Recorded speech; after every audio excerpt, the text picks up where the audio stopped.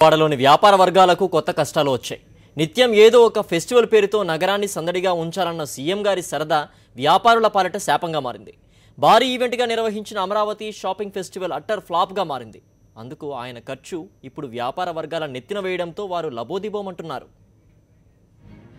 సొమ్ము ఒకరిది సోకు మరొకరిది అన్న సామెత ఏపీ ప్రభుత్వాధినేత చంద్రబాబుకు సరిగ్గా సరిపోతుందని బెజవాడ వ్యాపారులు చర్చించుకుంటున్నారు. నెల రోజుల పాటు స్వరాజ్ మైదాన్లో అమరావతి షాపింగ్ ఫెస్టివల్ పేరుతో ఓ భారీ ఈవెంట్ నిర్వహించారు.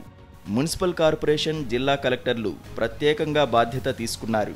షాపింగ్ ఫెస్టివల్ను విజయవంతం చేసేందుకు నానా పాట్లు పడ్డారు. స్వరాజ్ మైదాన్తో పాటు పద్మావతి, భవానీ ఘాట్ల వద్ద స్టాల్స్ పెట్టారు. సాంస్కృతిక కార్యక్రమాలతో సందడి చేయాలని ప్రయత్నించారు.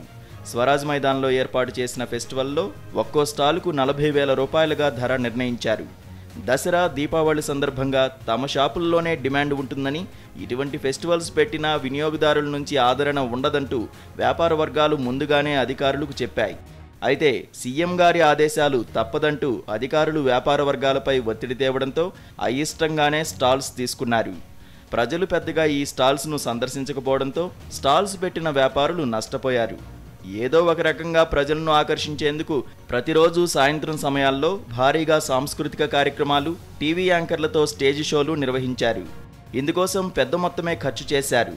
ఇప్పుడు ఈ భారాన్ని వ్యాపారులపై మోపేందుకు అధికారులు సిద్ధమవడంతో వ్యాపారులు బెంబేలెత్తుతున్నారు. సుమారు 40 లక్షల రూపాయలు వ్యాపారుల నుంచి వసూలు చేసేందుకు రంగం సిద్ధమైంది. దాదాగిరి చేస్తారో, రౌడీజం చేస్తారో మాకైతే తెలీదు అనేటువంటి పద్ధతిలో మాట్లాడి 40 లక్షల రూపాయలు నాకు కావాలి అన్నారు. అంటే ప్రభుత్వమే దాదాగిరి, దందాగిరి చేస్తూ ఉంది అని అంటేనే అర్థమవుతా ఉంది. మనం ఒక్కసారి ఏ షాపుల దగ్గరికి వెళ్ళినా కూడా అర్థమవుతా ఉంది, ప్రభుత్వ అధికారులు బలవంతంగా వాళ్ళ దగ్గర నుంచి వసూలు చేస్తున్నారు. అమరావతి షాపింగ్ ఫెస్టివల్ తమ ప్రాణానికి వచ్చిందని అధికారులు కక్కలేక మింగలేక ఇబ్బంది పడుతున్నారు. పలు ఈవెంట్స్ కోసం చేసిన 40 లక్షల రూపాయల ఖర్చును భర్తీ చేయాలంటూ వాణిజ్య పన్నుల శాఖాధికారులకు టార్గెట్లు ఇచ్చినట్లు సమాచారం. నగరంలో 2 కమర్షియల్ డివిజన్లు ఉండడంతో ఒక్కొక్కరికి 20 లక్షల చొప్పున టార్గెట్ విధించినట్లు తెలుస్తోంది. ఇప్పటికే షాపింగ్ ఫెస్టివల్ పేరుతో అన్ని స్థాయిల వ్యాపారులను వేధించి దుకాణాలు పెట్టించామని, ఈ అదనపు మొత్తాన్ని ఎక్కడి నుంచి తీసుకొస్తామంటూ వారు ప్రశ్నిస్తున్నారు. ప్రభుత్వమే అధికారులను ఉపయోగించి బలవంతపు వసూళ్లకు పాల్పడితే వ్యాపారులకు భరోసా ఎవరు కల్పిస్తారని ప్రజా సంఘాలు ప్రశ్నిస్తున్నాయి.